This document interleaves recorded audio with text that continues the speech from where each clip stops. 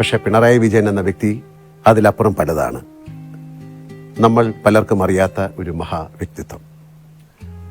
സ്കൂളിൽ പഠിക്കുമ്പോൾ അന്യായമായ കടത്തുകൂലി വർധനയ്ക്കെതിരെ ഒറ്റയാൽ പ്രതിഷേധം നടത്തിയ വിപ്ലവകാരിയുടെ അധികം ആർക്കും അറിയാത്ത ചില വശങ്ങളുണ്ട്.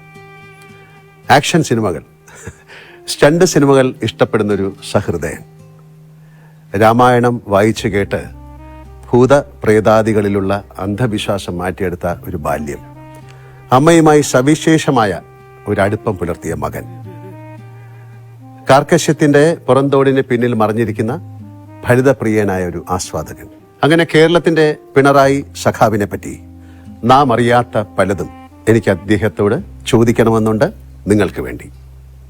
അതിനു മുമ്പേ ബഹുമാനപ്പെട്ട പിണറായി വിജയൻ അവർകളെ ഈ അഭിമുഖത്തിലേക്ക് ഔപചാരികമായി ഞാൻ സ്വാഗതം ചെയ്യട്ടെ. നമസ്കാരം സർ. നമസ്കാരം. ഇങ്ങനൊരു അഭിമുഖം എൻ്റെ സ്വപ്നത്തിൽ പോലും ഉണ്ടായിരുന്നതല്ല. അതുകൊണ്ട് തന്നെ അതിൻ്റെ ഒരു ത്രില്ലിലും എന്നാൽ സംഘർഷത്തിലുമാണ് ഞാൻ.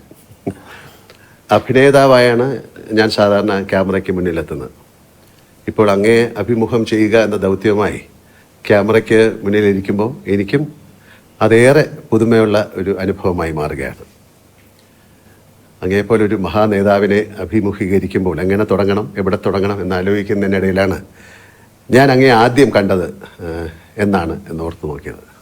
കേരളത്തിലെ ഏതൊരു സാധാരണക്കാരനെയും പോലെ വർഷങ്ങൾക്കിടെ നിരവധി തവണ ഞാൻ അങ്ങേ നേരിട്ടും അല്ലാതെയും കണ്ടിട്ടുള്ളത് കൊണ്ട് തന്നെ ആദ്യം കണ്ടത് എന്നാണെന്ന് സ്വാഭാവികമായി എനിക്ക് ഓർത്തെടുക്കാനായില്ല.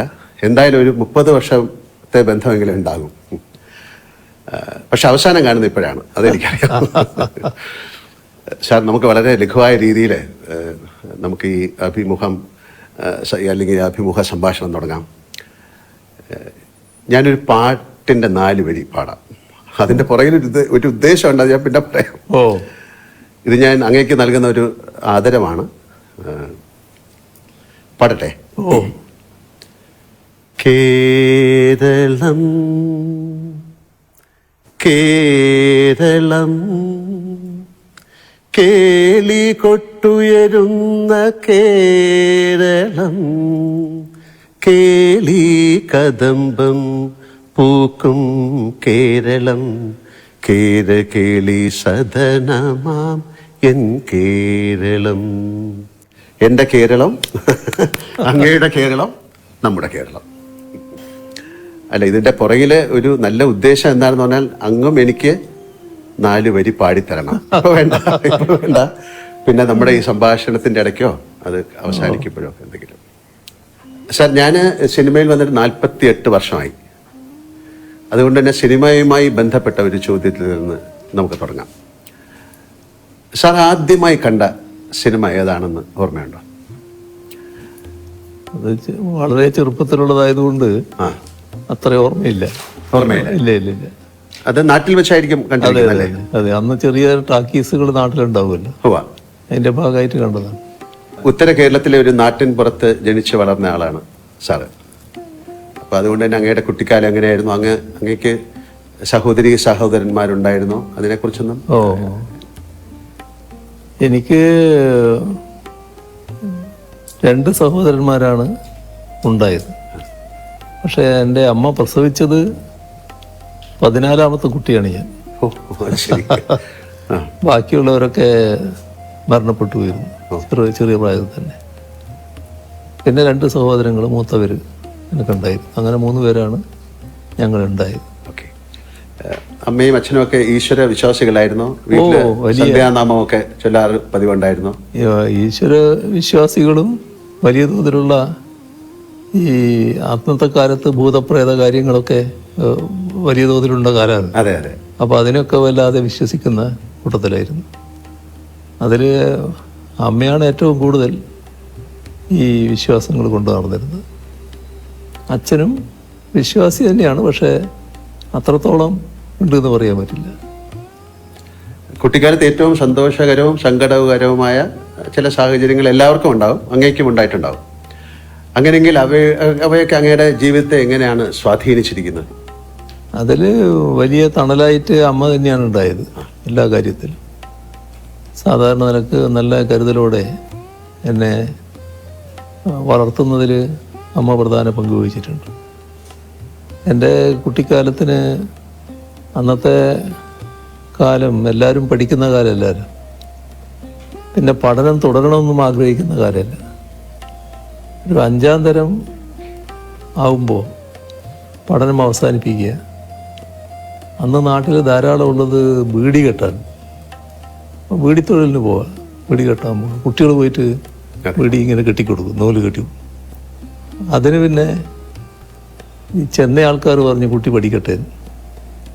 അപ്പോൾ അതറിഞ്ഞിട്ട് സ്കൂളിലെ പ്രധാന അധ്യാപകനും മാനേജറുമായിട്ടുള്ള അദ്ദേഹം അമ്മയോട് പറഞ്ഞു, അവനെ ഇപ്പം അതിനൊന്നും വിടരുത്, നമ്മൾ പഠിപ്പിക്കുക തന്നെ വേണം എന്ന് പറഞ്ഞു. അങ്ങനെയാണ് LP സ്കൂൾ കഴിഞ്ഞിട്ട് UP സ്കൂളിൽ ചേരുന്നത്.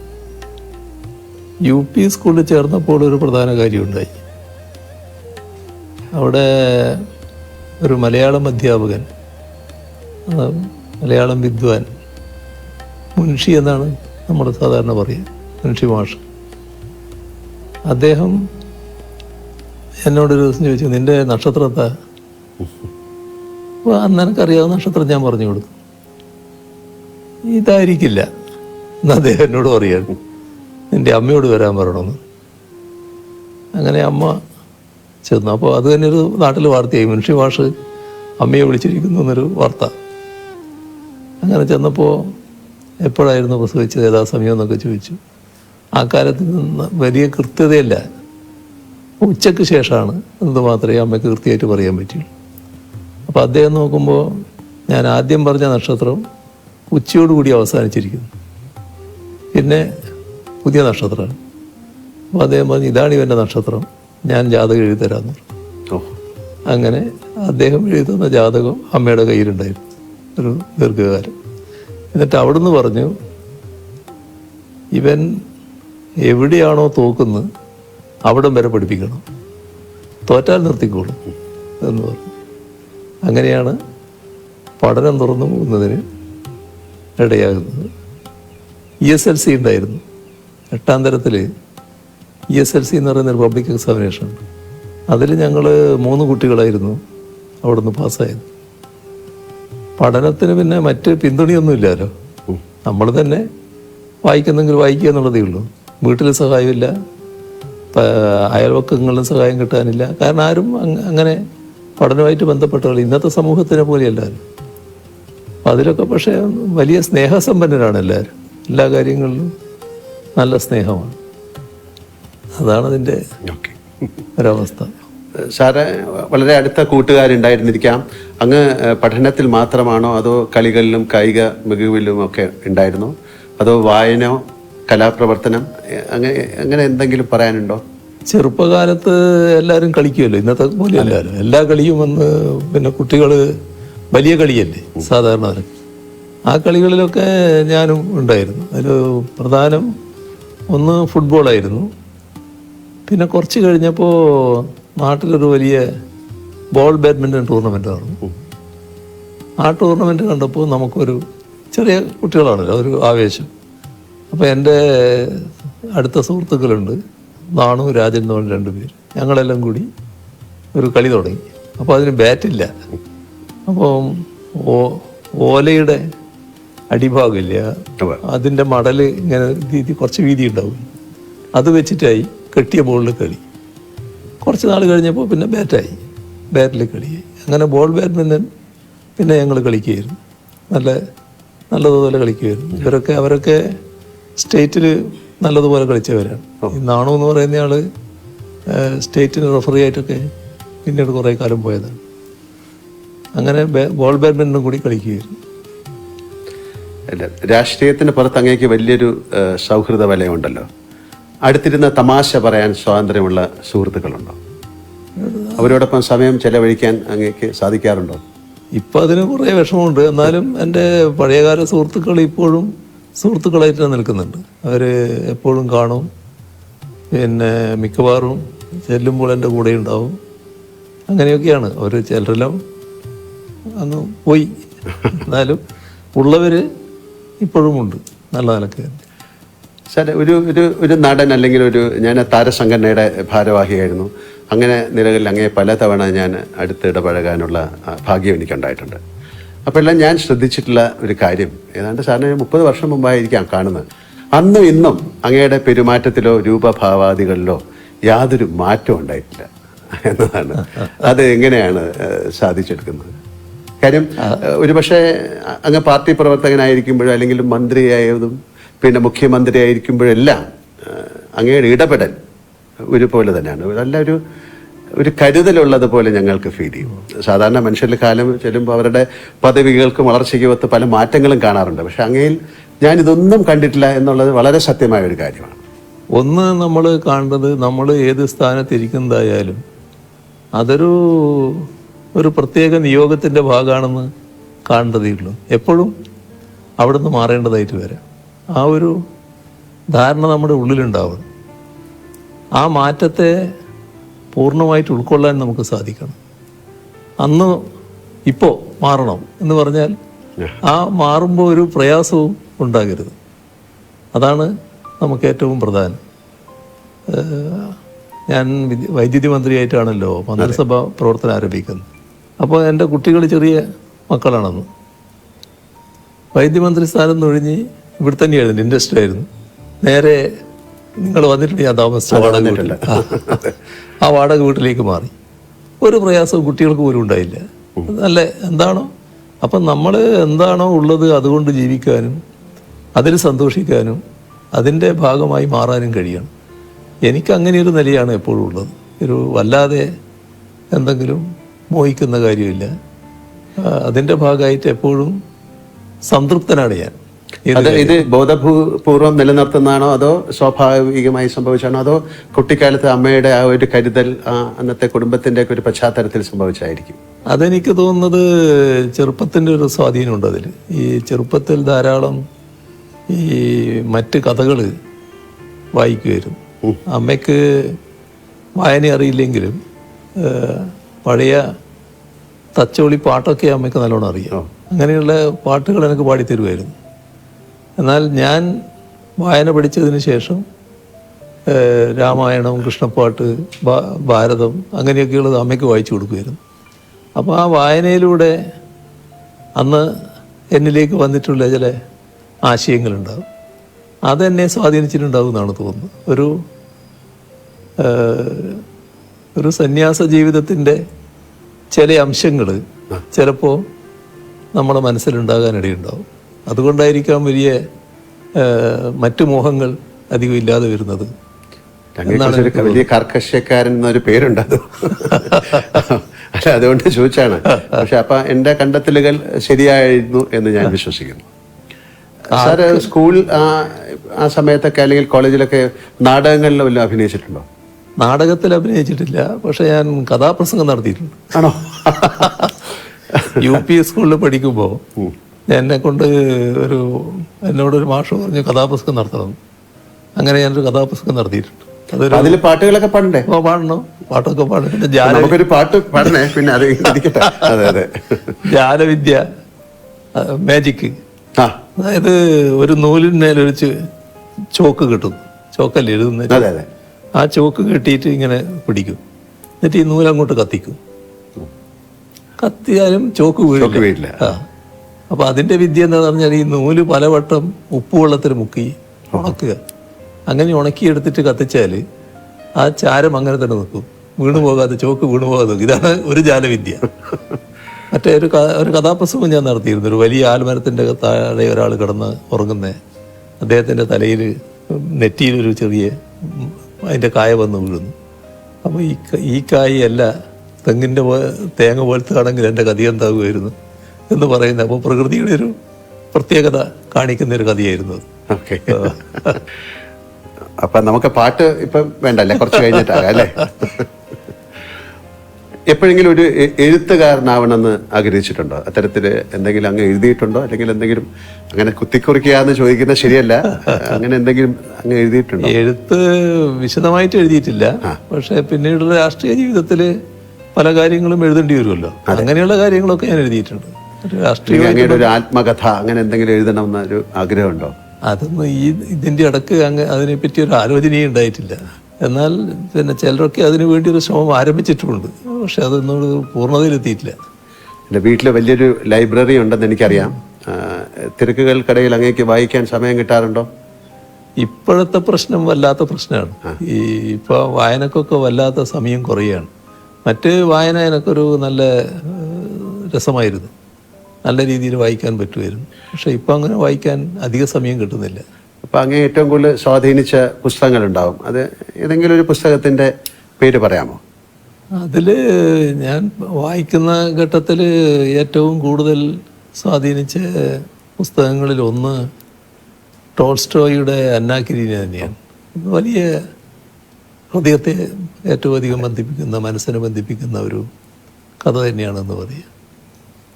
പിന്നെ വിക്ടർ ഹ്യൂഗോൻ്റെ കഥയും പാവങ്ങൾ, അത് വളരെയധികം വലിയ തോതിൽ നമ്മളെ ജീവിതത്തെ രൂപപ്പെടുത്താൻ തന്നെ സഹായിക്കുന്ന ഒന്നായിരുന്നു. നമ്മളെ നാട്ടിലെടുത്താൽ തകഴിയുടെ കയർ ഒരു കാലഘട്ടത്തിൻ്റെ തന്നെ ഒരു ചിത്രീകരണമായിരുന്നു. അങ്ങനെയുള്ളതൊക്കെ ആ കാലത്ത് നല്ലോണം വായിക്കാൻ പറ്റിയിരുന്നു. കവിതകളും വായിക്കും. ഇതെല്ലാം ഒരു പുതിയ അറിവാണ് ആൾക്കാർക്ക്, അതുകൊണ്ടാണ് ചോദിക്കുന്നത്. അതായത് പിണറായി വിജയൻ എന്നാൽ വലിയൊരു കടുപ്പക്കാരനാണ്, ചിരിക്കാത്ത ആളാണ് എന്നൊരു ധാരണ പുറത്തുണ്ട്. എന്നാൽ അടുത്ത പരിചയമുള്ളവർക്ക് നേരെ മറിച്ചുള്ള അഭിപ്രായമാണ്. ഈ പ്രകൃതം സ്വയം എടുത്തണിഞ്ഞതാണോ, അതോ ഈ കടുപ്പക്കാരനെന്ന ഇമേജ് മാറ്റണമെന്ന് എപ്പോഴെങ്കിലും തോന്നിയിട്ടുണ്ടോ, അതോ ആളുകൾ തന്നെ അത് തിരിച്ചറിയട്ടെ എന്നാണോ നിലപാട്? അത് ബ്രാൻഡ് ചെയ്യപ്പെടുന്നതാണ്. കാരണം ഞാനൊരു ഇടതുപക്ഷ പ്രവർത്തകൻ, പ്രത്യേകിച്ച് CPIM-ൻ്റെ ഒരു പ്രധാനി എന്നൊക്കെയുള്ള നിലയിൽ വരുമ്പോൾ അതിലൊരു സാധാരണയിൽ നിന്നൊരു വ്യത്യസ്തനാണ് എന്ന് കാണിക്കൽ നമ്മുടെ ചില ആളുകൾക്ക് വലിയ താല്പര്യം ഉണ്ടായിരുന്നു.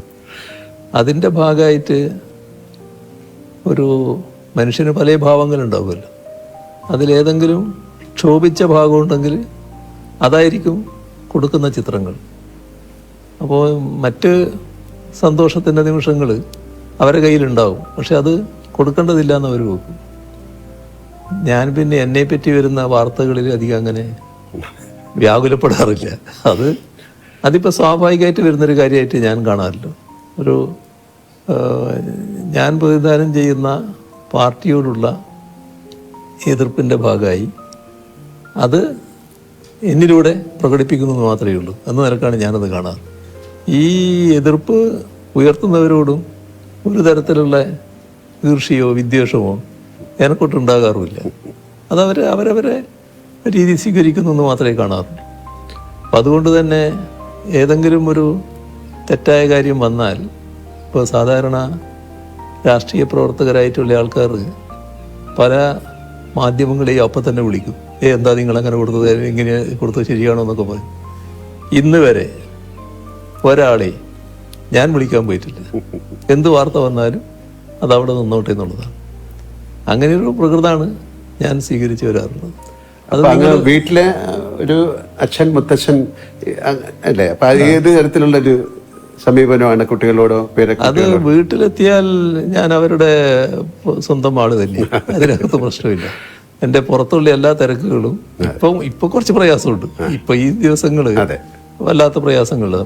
അതുവരെയുള്ള കാലം എടുത്താൽ വീട്ടിലെത്തിയാൽ ഞാൻ വീട്ടിൻ്റെ ഒരാളായിട്ട് അങ്ങ് മാറുകയാണ്.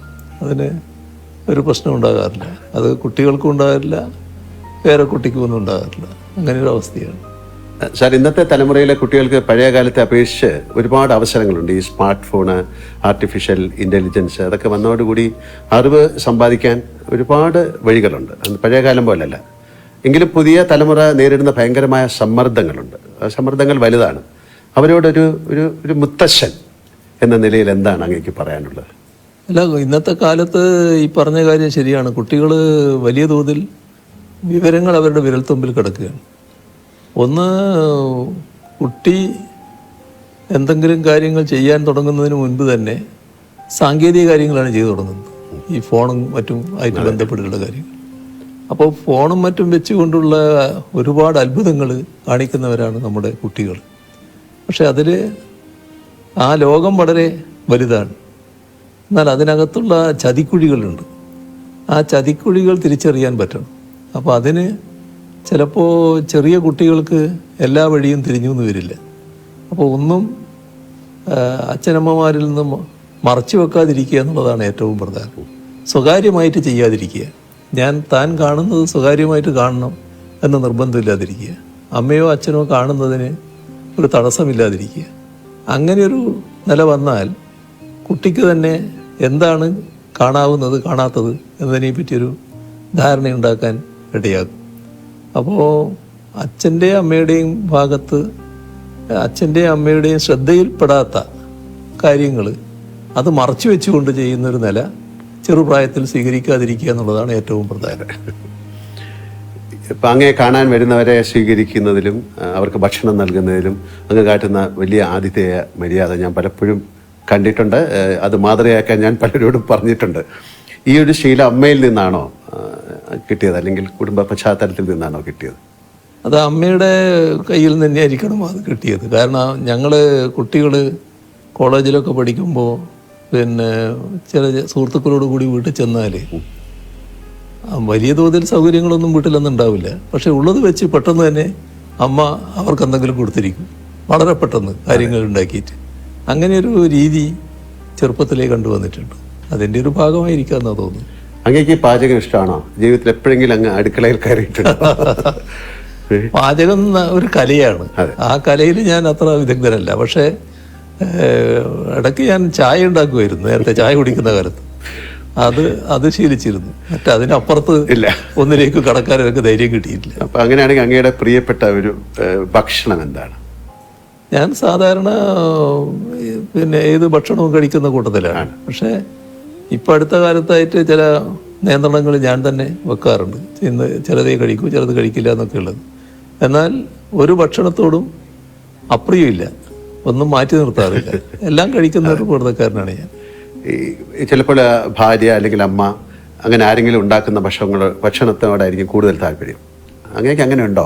എനിക്ക് തീർച്ചയായും അതാണ്. വീട്ടിലെ ഭക്ഷണമാണ് എനിക്ക് ഏറ്റവും താല്പര്യം. അതിൻ്റെ പ്രശ്നം എന്താണെന്ന് വെച്ചാൽ, വീട്ടിൽ നിന്ന് പുറത്തിറങ്ങി ഭക്ഷണം കഴിക്കുമ്പോൾ പലപ്പോഴും വീട്ടിലെ ഭക്ഷണത്തെ പറ്റി താരതമ്യപ്പെടുത്തി പോകും. അതെപ്പോഴും എനിക്ക് താല്പര്യം വീട്ടിലെ ഭക്ഷണം തന്നെയാണ്. അമ്മയെപ്പറ്റി നമ്മൾ ഒരുപാട് സംസാരിച്ചു. അമ്മ എന്നത് ഒരു കൺകണ്ട ദൈവമാണ്. അങ്ങയുടെ അമ്മയെപ്പറ്റി, ആ ആത്മബന്ധത്തെപ്പറ്റി അങ്ങേക്ക് എന്തെങ്കിലും കൂടുതൽ പറയാനുണ്ടോ? അമ്മയുടെ വേർപിരിയലാണ് പറയാനുള്ളൊരു ഭാഗം.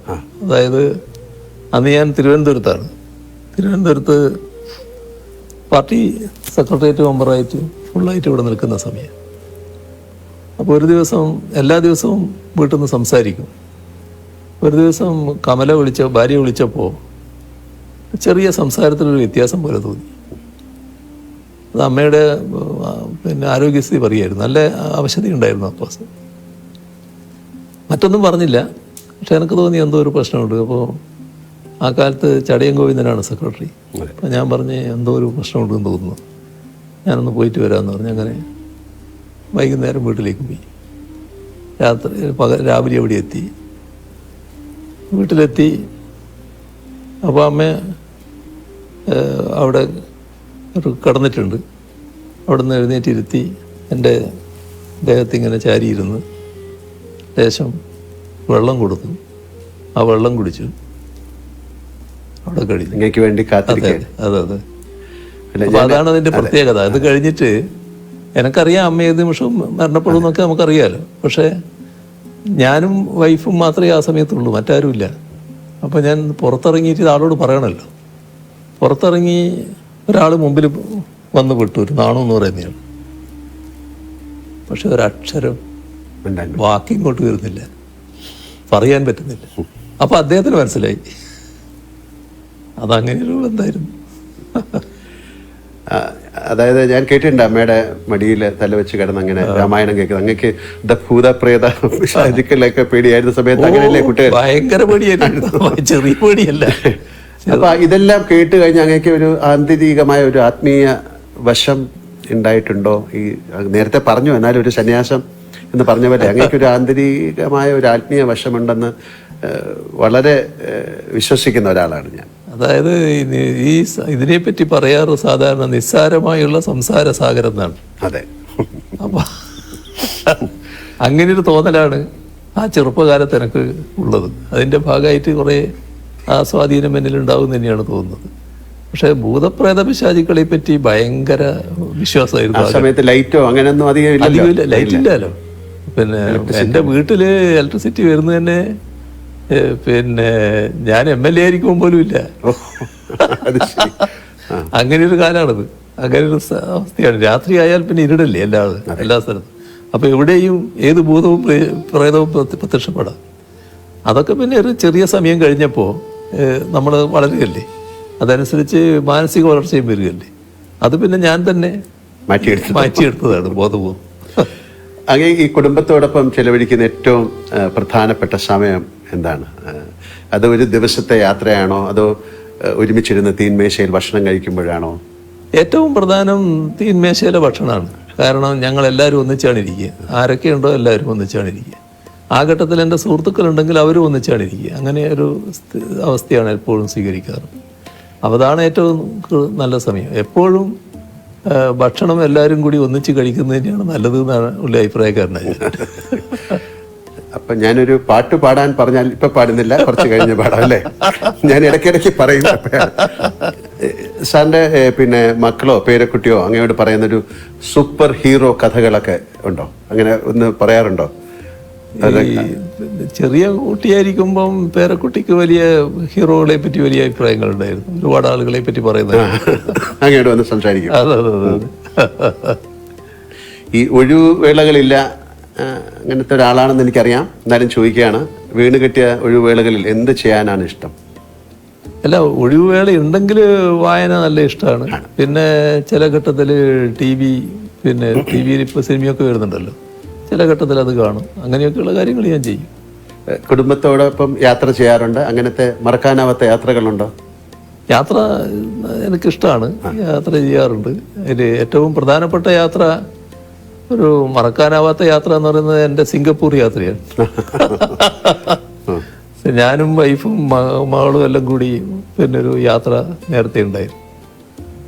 അപ്പോൾ ഇത് കഴിഞ്ഞപ്പോഴാണ്, നമ്മുടെ വൈദ്യുതി മന്ത്രി സ്ഥാനം പോയപ്പോഴാണ്.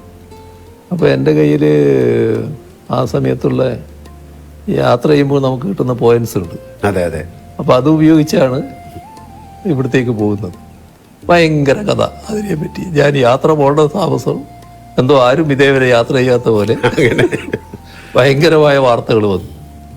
പക്ഷേ അത് നല്ല ആസ്വദിച്ച യാത്രയായിരുന്നു. ഈ വാർത്ത വന്നു എന്നുള്ളത് കൊണ്ട് വല്ലാതെ വിഷമമൊന്നും എനിക്ക് അന്നുമില്ല, ഇപ്പോഴുമില്ല. അതാണ് അതിൻ്റെ രീതി. ആ യാത്ര നല്ല യാത്രയായിരുന്നു.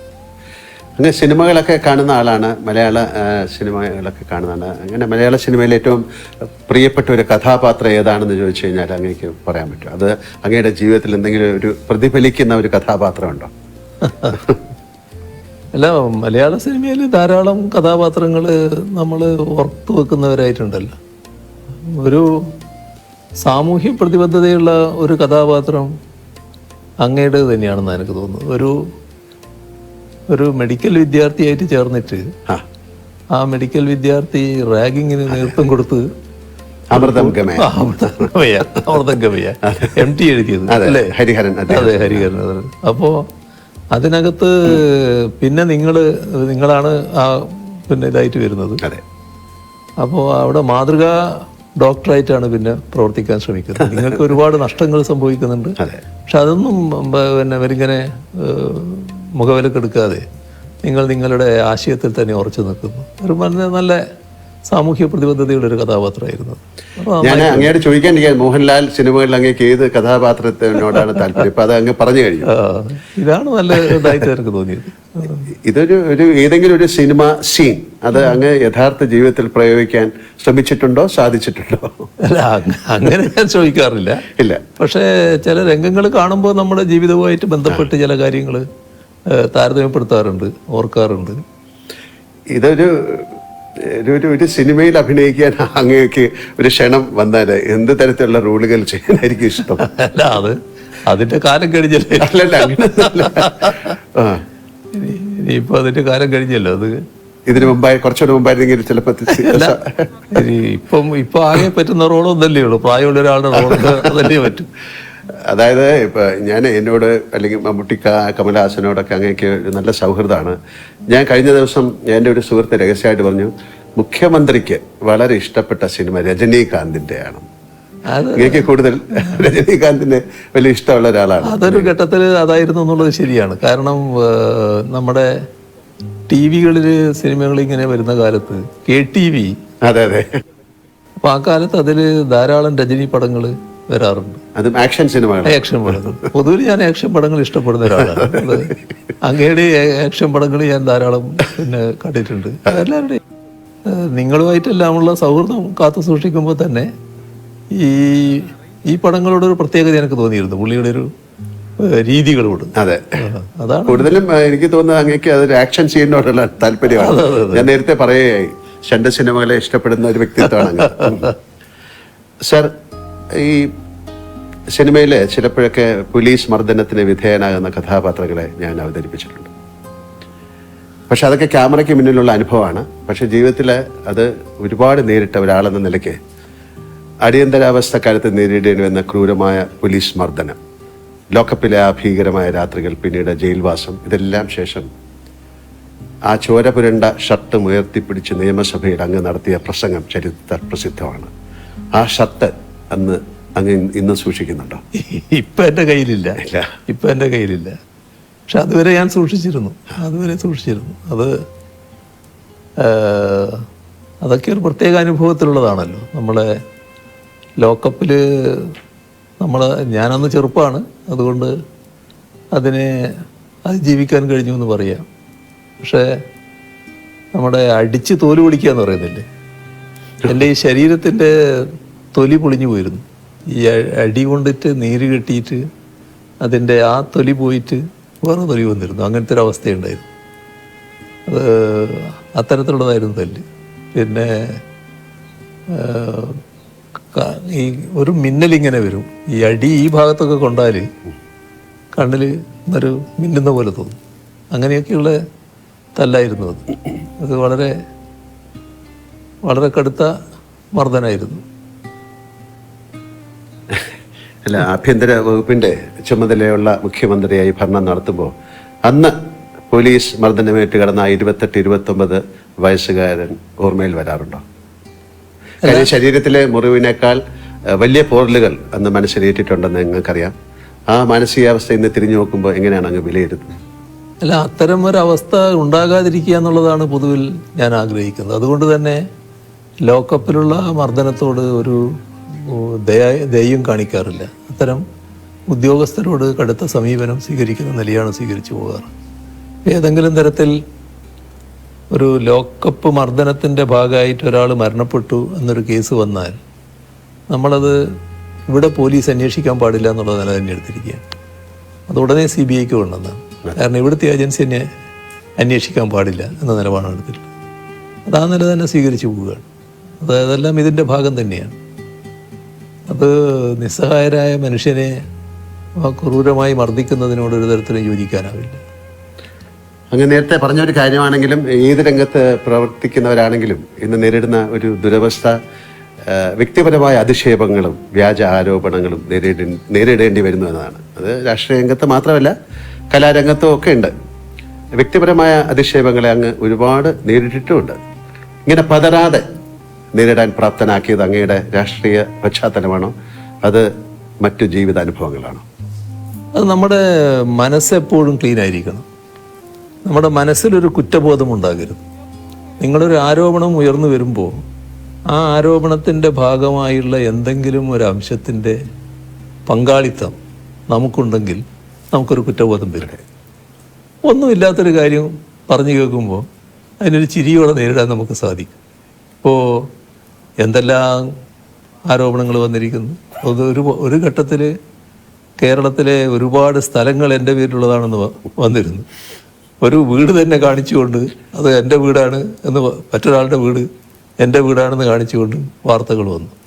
ആ വീട്ടുടമ തന്നെയാണ് എന്നെ അറിയിക്കുന്നത്, ഇതെൻ്റെ വീടാണ്, നിങ്ങളുടെ വീടല്ല. ഇങ്ങനെയാണ് വാർത്ത വന്നിട്ടുള്ളത്. പിന്നെ സിംഗപ്പൂർ കമല ഇൻ്റർനാഷണൽ, അങ്ങനെ ഒരു കമ്പനിയുണ്ട്. ഇങ്ങനെയുള്ള ഒരുപാട് വാർത്തകൾ. അപ്പോൾ അതൊന്നും നമ്മളെ ബാധിക്കുന്നില്ല. ഒരു തരത്തിലും ബാധിക്കേണ്ട കാര്യമില്ല. അതിന് എന്നെ പ്രേരിപ്പിക്കുന്ന കാര്യം എന്താന്ന് പറഞ്ഞാൽ, അല്ലെങ്കിൽ എന്നെ അങ്ങനെ ഒരു രൂപത്തിലേക്ക് എത്തിക്കുന്നത്, തെറ്റുകൾ നമ്മൾ ചെയ്യരുത്. എൻ്റെ പൂർണ്ണമായ വിശ്വാസം ഇതേവരെയുള്ള എൻ്റെ ജീവിതത്തിൽ എന്തെങ്കിലും തരത്തിലുള്ള ഒരു തെറ്റ് ഞാൻ ചെയ്തു എന്ന് എനിക്ക് ബോധ്യമില്ല. അതുകൊണ്ട് തന്നെ എനിക്ക് നല്ല രീതിയിൽ മുന്നോട്ട് പോകാൻ പറ്റും. പക്ഷേ നമ്മുടെ സമൂഹത്തിൽ വലിയ തെറ്റായ ധാരണകൾ നിലനിൽക്കുന്നുണ്ട് നമ്മൾ കാണണം. ഇപ്പോൾ ഒരു അനുഭവം ഞാൻ പറഞ്ഞാൽ, മുൻപ് അന്ന് ഞാൻ മന്ത്രിയൊന്നുമല്ല, ഞാൻ പിന്നെ പാർട്ടിയുടെ ഒരു പ്രധാനിയായിട്ട് നിൽക്കുന്ന കാലമാണ്. അങ്ങനെ ഒരാൾക്ക് ഒരു ട്രാൻസ്ഫർ വേണം. ഒരാളുടെ മകനാണ്, പാവപ്പെട്ടൊരു മനുഷ്യനാണ്. അയാൾ എൻ്റെ അടുത്ത് വന്നു. ഞാനത് ബന്ധപ്പെട്ട ആളെടുത്ത് പറഞ്ഞു കൊടുക്കാമെന്ന് പറഞ്ഞു. അങ്ങനെ ഒരു ഇടയ്ക്ക് നാട്ടിൽ ചെല്ലുമ്പോഴാണ് ഇത് വരുന്നത്. ഇദ്ദേഹമാണെങ്കിൽ ഞാനുമായിട്ട് വളരെ അടുത്ത ബന്ധമുള്ള ആളാണ്. എനിക്ക് വീട്ടിലെത്താൻ വേണ്ടി ചിലപ്പോൾ പുഴ കടന്നു പോകണം. ഇപ്പോൾ രാത്രി ഇപ്പോൾ ചിലപ്പോൾ 11 മണി വന്ന് അങ്ങനെയൊക്കെ ആയിട്ട് വരുമ്പോൾ ഇദ്ദേഹത്തെ പോയി വിളിച്ചിട്ട്, ഇദ്ദേഹമാണ് തോണി എന്നാണ് നമ്മൾ പറയുക, വഞ്ചിക്ക്, ആ തോണിയിൽ ഇങ്ങോട്ട് കടത്തുന്നത്. അങ്ങനെ ബന്ധമുള്ള ഒരാളാണ്. ചെറുപ്പം മുതലേ എന്നെ അറിയുന്ന ആളാണ്. പക്ഷേ ഒരു 2-3 തവണ ഇദ്ദേഹം വന്നതിന് ശേഷം ഒരു ദിവസം എന്നോട് പറയാണ്, അല്ല ഞാൻ എന്തെങ്കിലും വേറെ ചെയ്യേണ്ടതുണ്ടെങ്കിൽ ചെയ്യാ എന്ന് പറയും.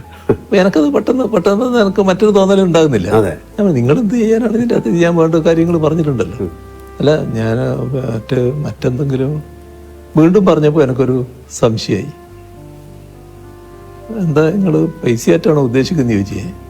അതെ. അപ്പൊ ഇന്ന് ഞാൻ കുറെ കൂടി മാറ്റാ. അപ്പൊ ഞാൻ പറഞ്ഞു നമുക്കിവിടെ നിർത്താം, എഴുന്നേറ്റ് ഇറങ്ങിക്കോളൂ എന്ന് പറഞ്ഞു. അതത്രയും ഞാനിപ്പോൾ നിങ്ങളോട് പറയുന്നുള്ളൂ, മറ്റൊന്നും നിങ്ങളായതുകൊണ്ട് ഞാൻ പറയുന്നില്ല, നിങ്ങളിപ്പോൾ ഇറങ്ങിക്കോളൂ. അപ്പോൾ പിന്നെ അദ്ദേഹം പോയി അവിടെയുള്ള ആൾക്കാരോട് എനിക്കിങ്ങനെ അബദ്ധം പറ്റിപ്പോയി ഇങ്ങനെ പറഞ്ഞു എന്നൊക്കെ. എനിക്ക് പിന്നെയും വിരോധമില്ല.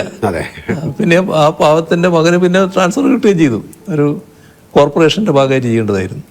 അപ്പോൾ അതാണ് നമ്മുടെ നാട്ടിലൊരു ധാരണ.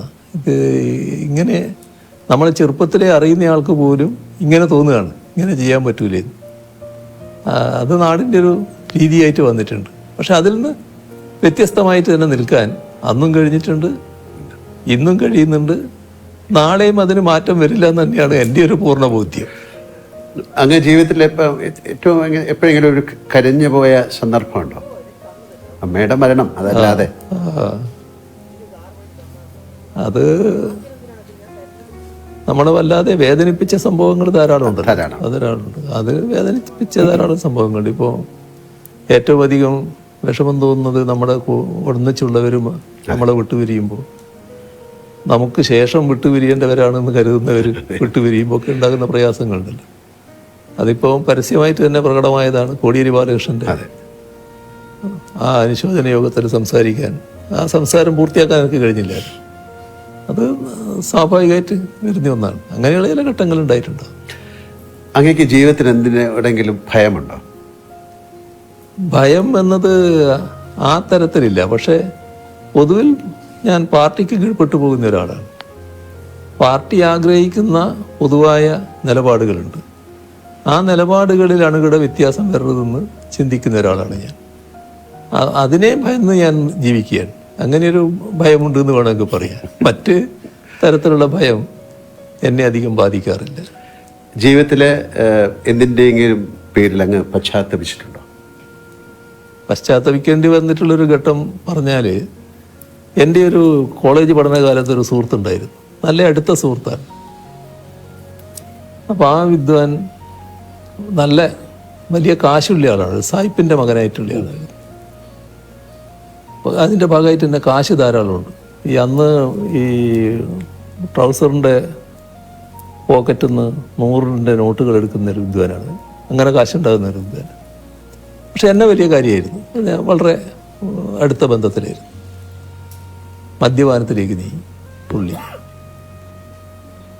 അപ്പം ഞാനന്ന് ഒരു വിദ്യാർത്ഥി പ്രവർത്തകനൊക്കെ ആയിട്ട് മാറിയിട്ടുള്ള കാലമാണ്. അപ്പം ഞാൻ പറഞ്ഞു, അത് ശരിയല്ലേ, ഇത് മദ്യം ഉപയോഗിക്കാൻ പാടില്ല എന്ന് പറഞ്ഞു. പക്ഷെ അത് വല്ലാതെ പരിധി വിട്ട് പ്രയോഗിക്കുന്നവരെ വന്നു. അപ്പോൾ പിന്നെ ഞാൻ ആ ബന്ധം അങ്ങ് വിച്ഛേദിച്ചു. പിന്നെ എനിക്ക് പലപ്പോഴും തോന്നിയിട്ടുണ്ട് ആ ബന്ധം വിച്ഛേദിച്ചത് അയാളെ കൂടുതൽ നാശത്തിലേക്ക് എത്തിച്ചു. അയാൾ വല്ലാതെ തകർന്നൊരു പൂർണ്ണമായ മദ്യപാനിയായി റോഡ് വക്കിലൊക്കെ ഇരിക്കുന്ന സൈസായിട്ട് മാറിയിരുന്നു. അപ്പോൾ അത് പിന്നെ എന്നെ ഒരു കുറ്റബോധത്തിലേക്ക് നയിച്ചിരുന്നു. അത് അന്ന് ഞാൻ അങ്ങനെ വിട്ടിരുന്നില്ലെങ്കിൽ ഞാനുമായിട്ടുള്ള അടുപ്പം തുറന്നിരുന്നുവെങ്കിൽ അയാൾ മദ്യപിക്കുമായിരുന്നു. പക്ഷേ ഇതുപോലൊരു മദ്യപാനിയായിട്ട് മാറില്ലായിരുന്നു എന്നാണ് എൻ്റെ ഒരു തോന്നൽ. അതാണ് എനിക്കൊരു കുറ്റബോധം തോന്നിയ ഒരു കാര്യം. മറ്റൊന്ന് കാര്യങ്ങൾ അങ്ങനെ തോന്നിയിട്ടില്ല. അപ്പം അങ്ങയുടെ ദൗർബല്യം എന്താണ് എന്ന് ഞാൻ ചോദിച്ചാൽ എന്തായിരിക്കും ഒരു ഉത്തരം? അത് എന്താണെന്ന് ഇപ്പോൾ ദൗർബല്യം മനസ്സിലാക്കുന്നതിലെ ആൾക്കാർ കണക്കാക്കിയത് എൻ്റെ ദൗർബല്യം എൻ്റെ മക്കളാണെന്നാണ്. അങ്ങനെ ഒരു ദിവസം രാവിലെ എൻ്റെ ഒരു കോളേജ് കാലത്തുള്ള ഒരാൾ രാഷ്ട്രീയമായിട്ട് വിരുദ്ധ ചേരിയിലാണ്. രാവിലെ എൻ്റെ വീട്ടിൽ വരിക. എതിർചേരിയിലാണ്, ഭയങ്കര എതിരാടിയാണ്. രാവിലെ വീട്ടിൽ വരിക. എന്താ പേര് ഞാൻ പറയുന്നില്ല, എന്താന്ന് ചോദിച്ചപ്പോൾ ഇരിക്കുമെന്ന് പറഞ്ഞു. അല്ല, ഞാനൊരു കാര്യം പറയാൻ വന്നതാണ്. പറഞ്ഞ് നിങ്ങളെ നല്ല വിജയൻ്റെ എന്നാണ്. വിജയൻ്റെ മക്കളെ നേരെ ഒരു നോട്ട് ഇട്ടിട്ടുണ്ട്. ആളെ പേര് പറയുന്നുണ്ട്. അത് തട്ടിക്കൊണ്ടു പോകാനാണ്. ഇയാളുടെ പ്രധാന സുഹൃത്താണ് ഈ ചെയ്യുന്നത്. ഈ പ്രധാന സുഹൃത്താണ് ഇത് പ്ലാൻ ഇട്ടിട്ടത്. അപ്പോൾ ആ സുഹൃത്തിനോട് ഇയാൾ പറഞ്ഞു, പിന്നെ അതൊന്നും ചെയ്യാൻ പാടില്ല, അതൊക്കെ പിന്നെ നാട് കത്തും, അന്ന് അങ്ങനെ ഒരു വഴിക്ക് പോകരുത് എന്നൊക്കെ പറഞ്ഞു. പക്ഷേ അവനായതുകൊണ്ട് എനിക്ക് ഉറപ്പില്ല, ചിലപ്പോൾ നടന്നേക്കാവും. അപ്പോൾ ഞാൻ ചിരിച്ചു. അല്ല, നിങ്ങൾ ചിരിക്കുക ചെയ്യാന്ന് എനിക്കറിയാം, എന്നാലും ഇത് ശ്രദ്ധിക്കേണ്ട ഒരു കാര്യമാണ്. എന്ത് ശ്രദ്ധിക്കാനാണ്? ഞാൻ എന്ത് ശ്രദ്ധിക്കും? ഭാര്യയോട് പറയാൻ പറ്റുമോ? പറഞ്ഞാൽ പിന്നെ പിന്നെയുള്ള അവസ്ഥ എന്താണ്? ഈ കുട്ടികളോട് പറയാൻ പറ്റൂ? അത് പിന്നെ വരുന്നിടത്ത് കാണാൻ നോക്കൽ മാത്രമേ പറ്റൂ. അപ്പോൾ ദൗർബല്യം എന്നുള്ളത് മറ്റുള്ളവരാണല്ലോ വിലയിരുത്തുന്നത്. അങ്ങനെ കണ്ടത് കുട്ടികളാണ് ദൗർബല്യം എന്നുള്ള മട്ടിലാണ്. സംഭവ ബഹുലമായ ജീവിതമാണ് അങ്ങ് കടന്നു പോകുന്നത്. എപ്പോഴെങ്കിലും തളർന്നു പോയ നിമിഷങ്ങൾ ഉണ്ടായിട്ടുണ്ടോ? ഒരു ഘട്ടത്തിലും അങ്ങനെ തളർന്നു പോയിട്ടില്ല. കാരണം തളർത്താൻ വേണ്ടിയുള്ള ഒരുപാട് ശ്രമങ്ങൾ ഉണ്ടായിട്ടുണ്ടെങ്കിലും ആ ഘട്ടത്തിലൊക്കെ എൻ്റെ വിശ്വാസം പാർട്ടിയിലാണല്ലോ, പാർട്ടിയോടാണല്ലോ എൻ്റെ ഏറ്റവും വലിയ കൂറ്. അപ്പോൾ പാർട്ടിയുടെ ഭാഗമായിട്ടാണ് ഞാൻ നിൽക്കുന്നത് എന്നുള്ളത് ഒരു കരുത്തോടെ നിൽക്കാൻ എന്നെ പ്രേരിപ്പിച്ചിട്ടുണ്ട്. ഈ ഉയരങ്ങളിലേക്ക് എത്തുന്നതിനൊപ്പം ഏകാന്തതയും നമ്മെ വലയം ചെയ്യും എന്ന് ഞാൻ കേട്ടിട്ടുണ്ട്. അങ്ങനെയൊക്കെ ഏകാന്തത അനുഭവപ്പെടാറുണ്ടോ? അങ്ങനെയില്ല, ഏകാന്തത എന്ന തരത്തിലേക്കില്ല. പക്ഷേ ഒരു പ്രശ്നം എന്താണെന്ന് പറഞ്ഞാൽ, പഴയ കാലത്ത് പോലെ ആളുകളുമായിട്ട് കൂടുതൽ ബന്ധപ്പെടാനും കൂടിയിരിക്കാനും സമയം ചെലവഴിക്കാനും ഒന്നും സമയം കിട്ടുന്നില്ല എന്നുള്ളൊരു തോന്നലുണ്ടാകാറുണ്ട്. പക്ഷേ നമ്മൾ ജീവിതത്തിൻ്റെ ഓരോ ഘട്ടമല്ലേ, ഓരോ ഘട്ടത്തിൽ നമ്മൾ നിർവഹിക്കേണ്ട ഉത്തരവാദിത്വം, ആ ഉത്തരവാദിത്വം നിർവഹിക്കലാണ് പ്രധാനം. ഞാൻ നേരത്തെ പറഞ്ഞ നിയോഗമില്ലേ, ഇന്നത് ചെയ്യാം എന്നൊരു നിയോഗത്തിലേക്ക് വന്നാൽ അത് ചെയ്യണമല്ലോ. അപ്പോൾ അതിനു വേണ്ടി പൂർണ്ണമായിട്ട് അർപ്പണബോധത്തോടെ ചെയ്യുക. നമുക്ക് അതിൻ്റെ ഭാഗമായിട്ട് സമയം കിട്ടുമെങ്കിൽ മാത്രം ആ സമയം ഉപയോഗിക്കുക. ആ നിലയാണ് ഞാൻ സ്വീകരിച്ചു പോകുന്നത്. ഒരു വല്ലാത്ത ഏകാന്തത അങ്ങനെ അനുഭവപ്പെടാറില്ല. പിന്നെ ഏകാന്തമായി പോയി, ഒറ്റക്കായി പോയി എന്നൊരു തോന്നലും എനിക്കൊരു ഘട്ടത്തിലും ഉണ്ടാകാറില്ല. ഒറ്റയ്ക്ക് ഇരിക്കേണ്ടി വന്നാൽ അതിലൊരു വിഷമവും ഉണ്ടാകാറില്ല. അതാണ് ഏറ്റവും വലിയ പ്രധാനമായ കാര്യം എന്നാണ് എനിക്ക് തോന്നുന്നത്. ഒരു തരത്തിലുള്ള വിഷമവും ഉണ്ടാകാറില്ല. നമ്മുടെ പാട്ടിന്റെ കാര്യം ഓർമ്മയിലുണ്ടല്ലോ. ഞാനൊരു കാര്യം ചോദിക്കാം. അങ്ങയുടെ തിരക്കുകൾ ഞങ്ങൾക്കറിയാം. ഒരു ദിവസത്തേക്ക് അങ്ങേ ആരും തിരിച്ചറിയില്ലെന്നും മുഖ്യമന്ത്രി അല്ലെന്നും കരുതുക. കേരളത്തിലെ ഏത് സ്ഥലത്ത് പോയി സമാധാനമായിരുന്ന് ഒരു ചായ കുടിക്കാനാണ് അങ്ങ് ആഗ്രഹിക്കുന്നത്? അല്ല, അത് ഏറ്റവും ഇഷ്ടപ്പെടുന്ന സ്ഥലം എൻ്റെ വീട് തന്നെയാണല്ലോ. അവിടെ പോയിരിക്കുക, സ്വസ്ഥമായിട്ടിരിക്കുക. അതൊരു മറ്റു തരത്തിൽ ബാധിക്കുന്ന കാര്യമല്ല. ഈ വലിയ തിരക്കുകൾ കഴിഞ്ഞിട്ട് എങ്ങനെ പോയിരിക്കും എന്നുള്ളത് അതൊരു വിഷയമേ അല്ല. അത് നല്ല നിലക്ക് പോകാൻ കഴിയുമെന്നാണ് എനിക്ക് തോന്നുന്നത്. അധികം ആർക്കും അറിയാത്ത ഫലിത പ്രിയനായ ശ്രീ പിണറായി വിജയൻ ഉണ്ടോ? അങ്ങനെയാണെങ്കിൽ ഫലിതം പറയുക അല്ലെങ്കിൽ ആസ്വദിക്കുകയൊക്കെ ചെയ്യാറുണ്ടോ? ഫലിതമായിട്ട് എൻ്റെ അടുത്തൊന്നും അധികം വരാറുണ്ടോ എന്നറിയില്ല. എന്നാൽ ഫലിതം ആസ്വദിക്കാറുണ്ട്. നല്ല നിലക്ക് നമ്മുടെ സുഹൃത്തുക്കളൊക്കെ ഇരിക്കുമ്പം പല ഫലിതങ്ങളും പറയുമല്ലോ, അതൊക്കെ നല്ല നിലക്ക് ആസ്വദിക്കാറുണ്ട്. ഏത് വിഷമഘട്ടത്തിലും അങ്ങേക്ക് മാറാത്ത ചിട്ടകളുണ്ടോ? അത് അതായത് ശരി തെറ്റ് അങ്ങനെ യെസ് ഓർ നോ അങ്ങനെയൊക്കെ പറയുന്ന ഒരാളാണെന്ന് ഞാൻ കേട്ടിട്ടുണ്ട്. അത് ഏത് വിഷമഘട്ടത്തിൽ അത് മാറില്ല. അതൊരു ജീവിത രീതി തന്നെയാണ്. എൻ്റെ ഒരു ശൈലിയായിട്ട് വന്നിട്ടുള്ള കാര്യമാണ്. അത് ആ നിലക്ക് തന്നെ തുടരാൻ കഴിയുമെന്നാണ് തോന്നുന്നത്. ജീവിതത്തിലെ ഏറ്റവും വലിയ പ്രചോദനം എന്താണ് സാറിൻ്റെ? അല്ലെങ്കിൽ ആരാണ്? അല്ല, അതിൽ ഓരോ ഘട്ടത്തിലുണ്ടാകുന്നതാണല്ലോ. ആദ്യ ഘട്ടത്തിൽ ഇപ്പോൾ AKG ആയിരുന്നു വലിയ ഒരു പ്രചോദന ശക്തിയായിട്ടുണ്ടായിരുന്നു. പിന്നെ അദ്ദേഹമായിട്ട് നല്ല ബന്ധത്തിലായി, നല്ല ബന്ധങ്ങൾ വന്നു. അങ്ങനെ പാർട്ടിയിൽ തന്നെ നല്ല നിലയിൽ ബന്ധപ്പെടുന്ന നില വന്നു. പിന്നെ അവരൊക്കെ ഒരു അധികായന്മാരാണല്ലോ. AKG EMS എന്നൊക്കെ പറഞ്ഞാൽ നമ്മുടെ കേരളത്തിലെ അധികായന്മാരാണ്. അവരൊക്കെ ഒരു റോൾ മോഡൽസ് ആയിരുന്നു. അതിനോടൊക്കെ നീതി പുലർത്താൻ കഴിഞ്ഞിട്ടുണ്ടെന്ന് തന്നെയാണ് എൻ്റെ ഒരു തോന്നൽ. ഈ പ്രളയവും കോവിഡും പോലുള്ള മഹാദുരന്തങ്ങൾ വന്നപ്പോൾ കേരളം ശ്രദ്ധിച്ചത് അങ്ങയുടെ വാക്കുകൾ ആയിരുന്നു. അതൊരു യാഥാർത്ഥ്യമാണ്. ഉള്ളിൽ ആദ്യമായി കഴിഞ്ഞ ജനങ്ങളിൽ ഇത്രയധികം ആത്മവിശ്വാസം പകരാൻ അങ്ങേക്ക് കഴിഞ്ഞത് എങ്ങനെയാണ്? ഇത് എന്താ പ്രത്യേകത എന്ന് പറഞ്ഞാൽ അതിനൊന്നും എനിക്ക് ഉത്തരം പറയാൻ കഴിയുന്ന കാര്യമല്ല. എന്നിൽ പ്രത്യേകമായ എന്തെങ്കിലും ഒരു കഴിവ് അങ്ങനെയുണ്ട് എന്ന് വിശ്വസിക്കുന്ന ഒരാളല്ല ഞാനൊരു സാധാരണക്കാരൻ, ഒരു സാധാരണ നിലയിൽ ഉള്ളൊരു ആളെന്ന് മാത്രമേ ഞാൻ കാണുന്നുള്ളൂ. അതിൻ്റെ ഭാഗമായി ഇപ്പോൾ മറ്റു തരത്തിലെടുത്താൽ പല സമുന്നത വ്യക്തികൾക്കുള്ള തരത്തിലുള്ള വലിയ ഉയർന്ന വിദ്യാഭ്യാസം, അല്ലെങ്കിൽ അതിൻ്റെ ഭാഗമായിട്ടുള്ള വലിയ ബൗദ്ധിക ശേഷി, അതൊന്നും ഉള്ള ഒരാളല്ല ഒരു സാധാരണക്കാരനെന്ന മട്ടിൽ ഞാൻ കാണുന്നുള്ളൂ. പക്ഷേ ഞാൻ എപ്പോഴും പ്രായോഗികമായ കാര്യങ്ങൾക്കാണ് പ്രാധാന്യം കൊടുത്തിരുന്നത്. അതിൻ്റെ ഭാഗമായി ജനങ്ങളുടെ വിഷമം അതിനോടൊപ്പം നിൽക്കുക എന്നുള്ളത് എല്ലാ കാലത്തും സ്വീകരിച്ചു വന്നിട്ടുള്ളൊരു നില. സാധാരണക്കാരനായി നിൽക്കുക എന്ന് പറയുന്നത് വളരെ എളുപ്പമുള്ള കാര്യമല്ല. അത് അങ്ങേക്ക് സാധിച്ചു. അപ്പോൾ അതിൻ്റെ ഭാഗമായിട്ട് അവരുടെ ജനങ്ങളുടെ കൂടെ നിൽക്കുക, ജനങ്ങളോട് പറയുക. അപ്പോൾ അത് ജനങ്ങൾ നല്ല നിലക്ക് എടുത്തല്ലോ. എത്ര നല്ല മനസ്സോടെയാണ് സ്വീകരിച്ചത്. ഇപ്പം സാധാരണ നിലക്ക് ആ ഘട്ടത്തിൽ നമ്മൾ മനുഷ്യരുടെ കാര്യം പറയും. ആ ഘട്ടത്തിൽ ഞാനൊരു ദിവസം പറഞ്ഞു, നമ്മൾ പറയേണ്ട കാര്യങ്ങളെല്ലാം ജനങ്ങളോട് പറയായിരുന്നല്ലോ. നമ്മൾ കുടുംബത്തിൽ പറയുന്നത് പോലെ ജനങ്ങളോട് പറയുന്ന നിലയായിരുന്നു ഞാൻ സ്വീകരിച്ചിരുന്നത്.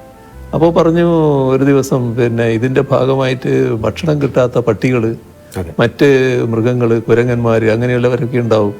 അവർക്കൊക്കെ നമ്മൾ ഭക്ഷണം കൊടുക്കണം ഈ സമയത്ത്. അത് വലിയ തോതിൽ സ്വീകരിച്ചല്ലോ ആളുകൾ. അതിലൊക്കെയാണ് നമുക്ക് വലിയ സന്തോഷം തോന്നുന്നത്. അങ്ങനെയുള്ള കാര്യങ്ങൾ ശ്രദ്ധിക്കാൻ കഴിഞ്ഞു. അത് അവരോട് കമ്മ്യൂണിക്കേറ്റ് ചെയ്തു. ഉടനെ അതിന് പ്രതികരണം ഉണ്ടായി. അതേപോലെ തന്നെ കാർഷിക രംഗം, ഇത് നമുക്ക് വലിയ ഭക്ഷ്യക്ഷാമം അനുഭവപ്പെട്ടു പോകുമെന്ന് ശങ്കിക്കണം. കാരണം കോവിഡ് എത്രയാണ് നീണ്ടു നിൽക്കാന്ന് അറിയില്ലായിരുന്നു. അല്ലാത്ത പ്രയാസം വന്നാൽ നമ്മൾ ഭക്ഷ്യക്ഷാമത്തിലേക്ക് പോകുമെന്നുള്ള ശങ്കയുണ്ട്. അതുകൊണ്ട് നിങ്ങൾ വീട്ടുപറമ്പിൽ ആവശ്യമായ കൃഷി ചെയ്യണമെന്നൊരു ദിവസം പറഞ്ഞു. അത് പറഞ്ഞ് കേൾക്കേണ്ട താമസം ചിലർ ഉടനെ മൺവെട്ടിയൊക്കെ എടുത്തിട്ട് കൃഷി ചെയ്യാൻ പുറപ്പെട്ടല്ലോ. അതൊക്കെ ഒരു നല്ല ആവേശകരമായ കാര്യമല്ലേ. അപ്പോൾ അന്നിങ്ങനെയുള്ള കാര്യങ്ങൾ ചെയ്യാൻ കഴിഞ്ഞു എന്നുള്ളത് തന്നെയാണ് ഒരു പ്രത്യേകതയായിട്ട് ഞാൻ കാണുന്നത്. എനിക്ക് ഫുട്ബോൾ വളരെ ഇഷ്ടമാണ്. സാർ ചെറുപ്പകാലത്ത് ഫുട്ബോൾ കളിക്കുന്നു എന്നൊക്കെ പറഞ്ഞിരുന്നു. അങ്ങനെയൊക്കെ ഫുട്ബോൾ മാച്ച് ഇപ്പോൾ ഒരു വേൾഡ് കപ്പ് വരികയാണ്, അങ്ങ് കാണാറുണ്ടോ? അങ്ങേക്ക് പ്രത്യേക താല്പര്യമുള്ള ഏതെങ്കിലും കളിക്കാരുണ്ടോ? അത്യാവശ്യം ഞാൻ കാണാറുണ്ട്. അത്യാവശ്യം കാണാറുണ്ട്. ചില കളികൾ നല്ല നിലക്ക് കണ്ടിട്ടുമുണ്ട്. ഇപ്പൊ തുടങ്ങാൻ പോവാണ്. അതെ. പക്ഷെ ഇത് നമ്മുടെ സമയമായിട്ട് ഒത്തുവരാത്തത് കൊണ്ട് ജൂലൈയിലാണ്. അതെ, അല്ല, സമയം ഒത്തുവരാറില്ല പലപ്പോഴും. അപ്പോൾ ഉറക്കൊഴിഞ്ഞ് കാണുക എന്നുള്ളത് ഇപ്പൊ ഞാൻ അങ്ങനെ മെനക്കെടാറില്ല. അല്ല, ഈ ഇപ്പൊ അർജന്റീന അല്ലെങ്കിൽ മെസ്സി, അങ്ങനെ ആ സമയത്ത് അവരോടൊക്കെ ചായ്വ് കാട്ടിയ നേതാക്കളൊക്കെ ഉണ്ടായിരുന്നു. കൂട്ടത്തിൽ അങ്ങ് ഉണ്ടായിരുന്നോ എന്ന് എനിക്കറിയില്ല, അതുകൊണ്ട് ചോദിച്ചാണ്. അല്ല, അവരൊക്കെ നല്ല കളിക്കാരായിട്ട് തന്നെ കാണുകയാണ്. അതിന്റെ ഭാഗമായിട്ട് ചിലർ അവരെ ജയിക്കാൻ പാടുന്ന നില എടുക്കാറുണ്ട്. അങ്ങനെ ഒരു നില ഞാൻ എടുക്കാറില്ല. പക്ഷെ അവരെയൊക്കെ നല്ല കളിക്കാരായിട്ട് തന്നെ കാണുകയാണ്. എപ്പോഴും അങ്ങ് ഊർജ്ജസ്വലനായിട്ടാണ് ഞാൻ കണ്ടിട്ടുള്ളത്. ഇത് വളരെ പ്രധാനപ്പെട്ട ഒരു കാര്യമാണ്. ആരോഗ്യ സംരക്ഷണത്തിന് അങ്ങ് പുലർത്തുന്ന എന്തെങ്കിലും പ്രത്യേക ശീലങ്ങളുണ്ടോ? അതൊക്കെ ഞങ്ങൾക്ക് അറിയാൻ താല്പര്യമുണ്ട്. അതിൽ സാധാരണ എൻ്റെതായ ഒരു മിനിമം വ്യായാമം രാവിലെ ഞാൻ ചെയ്യും, ചെറിയ തോതിൽ. അത് കഴിഞ്ഞാൽ പിന്നെ ഭക്ഷണക്രമം, നേരത്തെ ധാരാളം ഭക്ഷണം കഴിക്കുമായിരുന്നു. ഇപ്പം അതിനൊരു ക്രമം പാലിച്ചിട്ടുണ്ട്. ആ ക്രമം തുറന്നു പോവുകയാണ്. വലിയ തോതിൽ ഭക്ഷണം കഴിക്കാത്ത ഒരു രീതിയാണ് ഇപ്പോൾ സ്വീകരിക്കുന്നത്. അത് നല്ല നിലക്ക് തുടരാൻ പറ്റുന്നുണ്ട് എന്നാണ് തോന്നുന്നത്. നമ്മൾ അധിക ഭക്ഷണം കഴിക്കുമ്പോൾ അധിക ഭക്ഷണം കഴിക്കണമെന്ന് സ്ഥിരമായിട്ട് തോന്നിക്കൊണ്ടിരിക്കും. അത് ക്രമീകരിച്ചാൽ പിന്നെ പ്രയാസമില്ല. അത്രയും ഭക്ഷണം മതി നമുക്ക് എന്നൊരു നില. അതിലിപ്പം നല്ല സംതൃപ്തി തോന്നുന്നുണ്ട്.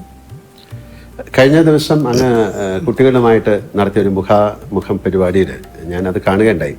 അങ്ങയുടെ കുട്ടിക്കാലത്തെ കഷ്ടപ്പാടുകളെ കുറിച്ചൊക്കെ പറഞ്ഞു.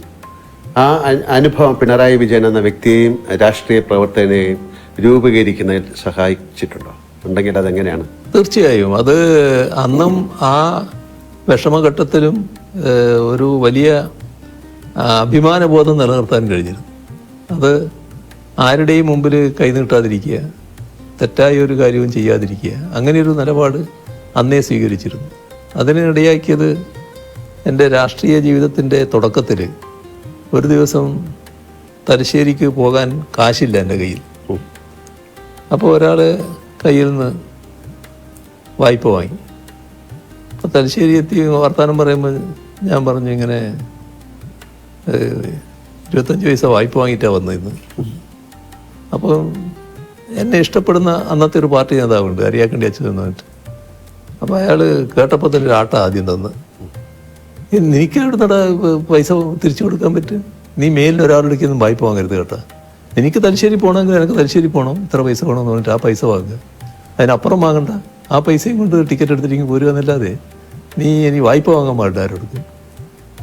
അത് എനിക്ക് വലിയൊരു പാടായി. പിന്നീട് ഒരു വായ്പയും ആരുടെക്കൊന്നും വാങ്ങേണ്ടി വന്നിട്ടില്ല. അത് പിന്നെ എന്താണോ ആവശ്യം, പാർട്ടിയുടെ ആവശ്യത്തിന് പോവുകയാണ്. അപ്പോൾ നമ്മുടെ കയ്യിൽ പൈസയില്ല, അത് ആ ആവശ്യം പറഞ്ഞിട്ട് പൈസ വാങ്ങുന്നതിൽ തെറ്റില്ല, അതിന് മാത്രം അത് നിറവേറ്റുക. ആ നിലയാണ് പിന്നീട് സ്വീകരിച്ചു വന്നത്. ചില കാര്യങ്ങൾ, ഇത്തരം ചില ചെറിയ ചെറിയ കാര്യങ്ങളിലൂടെ നമുക്കൊരു വലിയ പാഠമായിട്ട് മാറും. അതാണ് വന്ന് മാറിയത്. രാഷ്ട്രീയം കഴിഞ്ഞാൽ അങ്ങേക്ക് ഇഷ്ടമുള്ള മേഖലകൾ ഏതൊക്കെയാണ്? രാഷ്ട്രീയമാണല്ലോ ഫുള്ള്. അതേസമയം പിന്നെ മറ്റ് കലാപരിപാടികളൊക്കെ കാണുന്നതിന് എനിക്ക് വേറെ വിഷമമൊന്നുമില്ല. അതൊക്കെ ഞാൻ സാധാരണ കാണാറുണ്ട്, നല്ല രീതിയിൽ ആസ്വദിക്കാറുണ്ട്. പിണറായിയിൽ ജനിച്ച വിജയൻ സഖാവ് എന്നല്ലാതെ വീട്ടുകാരും ബന്ധുക്കളും മാത്രം വിളിക്കുന്ന എന്തെങ്കിലും വിളിപ്പേര് ഉണ്ടായിരുന്നോ? ഇല്ല, നേരത്തെ ഇല്ല. പക്ഷെ എനിക്കൊരു പേര് പിന്നെ എൻ്റെ ഒരു അധ്യാപകൻ ഇട്ടിരുന്നു. അന്നത്തെ അധ്യാപകർ വളരെ പ്രത്യേകതയാണല്ലോ, കുട്ടികളെ വല്ലാതെ ഉൾക്കൊള്ളുന്നവരാണ്. അതെ, അല്ല ഇന്നും അധ്യാപകർ അങ്ങനെ തന്നെ. അപ്പോൾ അദ്ദേഹം ഇട്ട പേര് മുഖ്യസ്ഥൻ. അത് ശരി. അപ്പോൾ അതൊരു തിരിപ്പേരായിട്ട് ചിലർ വിളിക്കുമായിരുന്നു, മുഖ്യസ്ഥൻ എന്ന് വിളിക്കുമായിരുന്നു. ഇപ്പം സ്കൂൾ കാലത്തെ കുറിച്ച് പറഞ്ഞുകൊണ്ട് ചോദിക്കാണ്, പിണറായിയിലെ വീട്ടുമുറ്റത്ത് ഓടിക്കളിച്ചിരുന്ന വിജയൻ എന്ന ബാലന് മുഖ്യമന്ത്രി കസേരയിൽ ഇരുന്ന് തിരിഞ്ഞു നോക്കുമ്പോൾ എന്ത് തോന്നുന്നു? അതിൻ്റെ ഒരു ഭാഗമാണ് ഞാൻ നേരത്തെ പറഞ്ഞത്. നമ്മളൊരു വളരെ സാധാരണക്കാരനായിട്ടുള്ള ഒരു മനുഷ്യൻ, ഇപ്പോഴും ഗ്രാമീണമായിട്ടുള്ള പല സ്വഭാവങ്ങളും വെച്ച് പുലർത്തുന്ന ഒരാൾ, അതിൻ്റെ എല്ലാ പരിമിതികളോടും കൂടി ഇത്രയും ഉന്നതമായ സ്ഥാനത്ത് എത്താൻ കഴിഞ്ഞത് അത് എൻ്റെ പാർട്ടിയുടെ പിന്തുണ കൊണ്ടാണ്. പാർട്ടിയാണ് എന്നിൽ മുഴുവൻ വിശ്വാസം അർപ്പിച്ചിട്ടുള്ളത്. അതിൻ്റെ ഭാഗമായിട്ടാണ് ഇതെല്ലാം ആയി മാറാൻ എനിക്ക് കഴിഞ്ഞിട്ടുള്ളത്. ഈ ഉന്നതമായ സ്ഥാനം വഹിക്കാൻ പ്രാപ്തനാണോ ഞാൻ എന്നത് എല്ലാ ഘട്ടത്തിലും ഞാൻ ആലോചിച്ചുകൊണ്ടിരിക്കുന്ന കാര്യമാണ്. പക്ഷേ നിർവഹിക്കാൻ കഴിയുന്നുണ്ടെന്നാണ് മറ്റുള്ളവരൊക്കെ പറയുന്നത്. ആ നിലക്ക് നിർവഹിക്കുക. അപ്പൊ നമുക്ക് ഈ സംഭാഷണം അവസാനിപ്പിക്കാനുള്ള സമയമായി. ഒരു പാട്ടിനെ കുറിച്ച് പാടുന്നതിന് മുമ്പ് എനിക്കൊരു വലിയൊരാളെ കുറിച്ച് പറയാനുണ്ട്. റോബിൻ. ഞാൻ അങ്ങയുടെ വീട്ടിൽ വന്നപ്പോൾ കണ്ടതാണ്. അങ്ങേക്ക് റോബിൻ എന്ന വളർത്തുനായോടുള്ള സ്നേഹവും കരുതലും. അങ്ങ് ഭക്ഷണം കഴിച്ചിട്ട് റോബിന് അങ്ങേ കൈകൊണ്ട് തന്നെ കൊടുക്കുന്നത് ഞാൻ കണ്ടിട്ടുണ്ട്. അങ്ങയുടെ ഈ മുഖം അധികം ആർക്കും അറിവുള്ളത് ആണെന്ന് എനിക്ക് തോന്നുന്നില്ല. അങ്ങേക്ക് എല്ലാ വളർത്തു മൃഗങ്ങളെയും ഇഷ്ടമാണോ, അതോ കുഞ്ഞുനാളിൽ തുടങ്ങിയാണോ ഇത്, അതോ നായകളോട് മാത്രമാണോ ഇഷ്ടം? കാര്യം ഇത് റോബിന്റെ ഒരു അവകാശം പോലെയാണ് അങ്ങയുടെ കയ്യിൽ നിന്നൊരു ഭക്ഷണം കഴിക്കുക എന്നുള്ളത്. അത് മൃഗങ്ങളോടും പക്ഷികളോടും ഒക്കെ നല്ല ബന്ധം നമ്മൾ പുലർത്തിയാൽ അവരതേ രീതിയിൽ പ്രതികരിച്ചുകൊണ്ടിരിക്കും. ഞാനിവിടെ നമ്മുടെ സഹായിയായിട്ടുള്ള മുരുകേഷനുണ്ട്. മുരുകേഷനോട് പറഞ്ഞു, ഇവിടെ കാക്കകൾ വരും, കാക്കക്ക് നീ ഭക്ഷണം കൊടുക്കണമെന്ന്. ഇപ്പൊ എന്താ ചെയ്യുന്ന പറഞ്ഞാൽ ഒരു കാക്ക അവന്റെ കയ്യിൽ നിന്ന് ഭക്ഷണം എടുക്കും. അപ്പൊ കയ്യിൽ നിന്ന് അങ്ങനെ നേരിട്ട് കൊടുക്കണ്ടെന്ന് ഇപ്പൊ ഞാൻ പറഞ്ഞു, എറിഞ്ഞു കൊടുത്താൽ മതി. കാരണം എന്തെങ്കിലും രോഗം പകർന്നെങ്കിലും വിഷമാണല്ലോ. പക്ഷെ നേരെ കയ്യിൽ നിന്ന് എടുക്കുക ആ കാക്ക വന്നിട്ട്. അതാണ് ആ ബന്ധം എന്ന് പറയുന്നത്. ഇവിടെ ഒരു ക്ലിഫ് ഹൗസിന്റെ മുമ്പിൽ ഒരു ഫൗണ്ടൻ ഉണ്ടല്ലോ. ആ ഫൗണ്ടൻ സാധാരണ രാവിലെയാണ് നമ്മളിടല്. ഒരു ദിവസം ഇങ്ങനെ തോന്നിയപ്പോൾ ഞാൻ പറഞ്ഞു, അത് വൈകുന്നേരം ഒന്ന് ഇട്ട് നോക്കുന്ന പറഞ്ഞു, ഒരു 6 മണിക്ക്. അപ്പോൾ പക്ഷികൾ കൂടുന്ന സമയമായിരുന്നു. ഇവരെല്ലാവരും വന്ന് എന്തൊരു സന്തോഷമാണെന്നറിയോ. അവർ കുളിച്ച് ഒരു കുളിയുണ്ടാവും. എന്നിട്ട് ആ കുളിയെല്ലാം കഴിഞ്ഞിട്ട് ഒരു സദസ്സുണ്ട് അവിടെ ഇരുന്നിട്ട്. അങ്ങനെ എല്ലാം കൂടി കഴിഞ്ഞിട്ട് അവർ കൂട്ടിലേക്ക് പോവുകയാണ്. അപ്പോൾ നായയുടെ കാര്യം പറഞ്ഞാൽ വലിയ അത്ഭുതകരമായ കഥ എൻ്റെ അടുത്തുണ്ട്. ഞാൻ ആദ്യമുള്ള എൻ്റെ ചെറുപ്പകാലം വീട്ടിൻ്റെ സൈഡിലൂടെ ഒരു കൂട്ടർ പോവുകയാണ്. പഴയ തവളയെ പിടിക്കുന്നവരാണ്, നാട്ടുകാരല്ല. അതെ. അവരുടെ കൂട്ടത്തിലുള്ള ഒരു പട്ടി, ചെറിയ പട്ടിയാണ്. അവിടെ നിന്ന് ഇറങ്ങിയിട്ട് വീട്ടിലേക്ക് വന്നു. അപ്പോൾ അവരങ്ങ് പോയി. അപ്പോൾ ഇത് ഒരു പട്ടി, ഇപ്പോൾ എൻ്റെ ജ്യേഷ്ഠനുണ്ട്. ജ്യേഷ്ഠൻ പറഞ്ഞു അതവിടെ നിന്നോട്ടെ, വന്നതല്ലേ അവിടെ നിൽക്കട്ടെ എന്ന് പറഞ്ഞു. അത് പിന്നെ വീട്ടിൽ വളർന്നു. വേറെ ശാസ്ത്രീയ വളർത്തലൊന്നുമല്ല, നാടൻ പട്ടി എന്ന രീതിയിൽ വളർത്തുകയാണ്. ആ പട്ടിയുടെ ഒരു കഥയാണ് ഞാൻ പറയുന്നത്. ഒരു ദിവസം അമ്മയുടെ അടുത്ത്, അടുക്കളയിലെ അമ്മയുടെ അടുത്ത് പോയിട്ട് ഇതൊന്ന് മുരണ്ട് ചെറിയ മട്ടിൽ കുരച്ചു, മുണ്ടൊന്ന് കടിച്ചു വിരിച്ചു. അപ്പോൾ അമ്മ ചീത്ത പറഞ്ഞു. അപ്പോൾ ഇതിന് അമ്മയുടെ അടുത്ത് യേശുന്നില്ല എന്ന് തോന്നി. നേരെ അവിടെ നിന്ന് ഇറങ്ങി ആ വീട്ടിൻ്റെ തൊട്ട് പിന്നിലുള്ള ഒരു വീടുണ്ട്. അവിടെ ഒരു നാണി എന്ന് പറയുന്ന സ്ത്രീയുണ്ട്. ആ സ്ത്രീയുടെ അടുത്ത് പോയി ഇതേ കാര്യം അവരോട് ചെയ്തു. അപ്പോൾ അവർ കുറച്ച് പിന്നെ പോസിറ്റീവായിട്ട് എടുത്തു. ഇതൊരു പെൺപട്ടിയാ, എന്താ മോളെ എന്നെല്ലാം പറഞ്ഞിട്ട് അപ്പം മുണ്ടിങ്ങനെ കടിച്ച് വലിച്ച് നടന്ന് ഈ വീട്ടിൻ്റെ പിന്നിലൂടെയാണ് വരേണ്ടത്. അപ്പോൾ വീട്ടിലെ അവസ്ഥ എങ്ങനെയാണെന്ന് പറഞ്ഞാൽ വീടിൻ്റെ മുറ്റം അത് കഴിഞ്ഞിട്ടൊരു പ്ലാറ്റ്ഫോം പോലെയാണ് കിണറിൻ്റെ. ആ പ്ലാറ്റ്ഫോമിന് കഴിഞ്ഞാൽ ഒരു കല്ലിങ്ങനെ വെച്ചിട്ടുണ്ട്, അതിൻ്റെ അപ്പുറം കിണറാണ്. അപ്പോൾ വലിയ ആൾമറയുള്ള കിണറല്ല നടത്തും.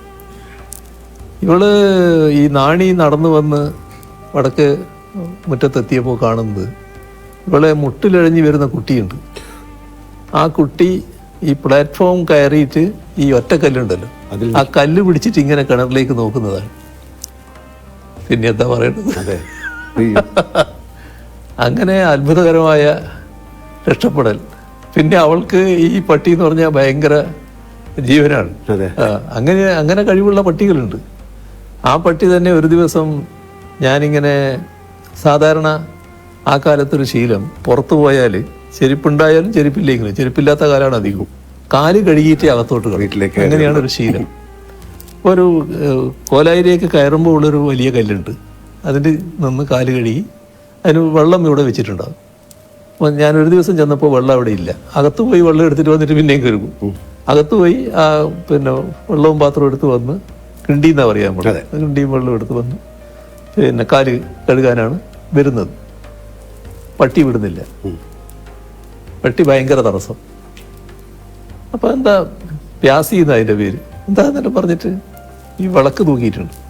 തൂക്കിയ വിളക്കെടുത്ത് ഞാനിങ്ങനെ നോക്കുകയാണ്. അപ്പോൾ ഈ കല്ലിൻ്റെ മേലെ വലിയൊരു പാമ്പ്, കരിവേലിപ്പട്ടാന്ന് പറയും, ആ പാമ്പിങ്ങനെ കിടക്കുകയാണ്. നമ്മൾ കണ്ടതോടുകൂടി പട്ടി പോയി. പിന്നെ ആ കാലാണല്ലോ, ഇന്നത്തെ പോലെ പാമ്പിനെ സംരക്ഷിക്കേണ്ട കാര്യമൊന്നുമില്ല, തല്ലിക്കൊന്നു. അതാണ്, അത്രയും കഴിവുള്ള പട്ടികളുണ്ട്. അതിൽ നിന്നൊരു പട്ടി സ്നേഹം ഉണ്ടായിരുന്നു പറയാം. അല്ല, റോബിനെ അങ്ങയോടുള്ള ഒരു അങ്ങേക്ക് റോബിനുള്ള സ്നേഹം. സാർ, അപ്പൊ വളരെ സന്തോഷം. നമുക്കൊരു പാട്ടിലേക്ക് കടക്കാൻ. അങ്ങേക്ക് പാടാൻ സാധിച്ചില്ലെങ്കിൽ വരികൾ പറഞ്ഞാലും മതി. ഞാൻ നിങ്ങൾക്ക് വേണ്ടിയുള്ള ഒരു പാട്ട് തന്നെയാകാം. അയ്യോ, ആയിക്കോട്ടെ. ഹൃദിസ്ഥമീശ്വരം തെക്ത പ്രതിഷ്ഠാം പ്രതിമാം ഭജയിൽ കരസ്ഥ പായസം തെക്ത കോപ്പരസ്ഥ ഗളം പിൻപേൽ എന്ന് പറഞ്ഞാൽ മനുഷ്യന്റെ ഹൃദയത്തിലാണ് ഈശ്വരൻ. ഹൃദിസ്ഥമീശ്വരം തെക്ത പ്രതിഷ്ഠാം പ്രതിമാം ഭജയിൽ, ഈ പ്രതിഷ്ഠയുടെ പിന്നിലേക്ക് പോകുന്നത്, വിഗ്രഹത്തിന് മുന്നിലേക്ക് പോകുന്നത്. കരസ്ഥ പായസം തെക്ത, ഇതിനകത്ത് പായസമുണ്ട്, പക്ഷെ ഇപ്പുറത്തൊരു തുള്ളി വെച്ചിട്ടുണ്ട്. അപ്പൊ കരസ്ഥ പായസം തെക്ത കോപ്പരസ്ഥ ഗളം പിൻപേൽ, ഇത് നക്കാൻ വേണ്ടി പുറപ്പെടും. ഇതാകെ ചോർന്നു പോവുകയാണ്. അതാണ്, അതെന്നെ ഹൈസ്കൂളിൽ ഒരു മാഷ് പഠിപ്പിച്ചതാണ്, കേള മാഷ് എന്ന് പറയുന്ന ഒരാൾ. ആ പദ്യമാണ്, അത് ഉപനിഷത്തിന്റെ ഒരു ഭാഗമാണ്. അപ്പൊ അതാണ് നിങ്ങളുടെ അടുത്ത് പറയാനുള്ളത്. എനിക്ക് സാർ, ഞാൻ അഭിനയിച്ച ഏതെങ്കിലും സിനിമയിലെ ഒരു ഡയലോഗ് സാറിന് ഓർമ്മയുണ്ടോ എന്നോട് പറയാൻ? അത് എന്തല്ല, ദിനേശനും ദാസനും ഒക്കെ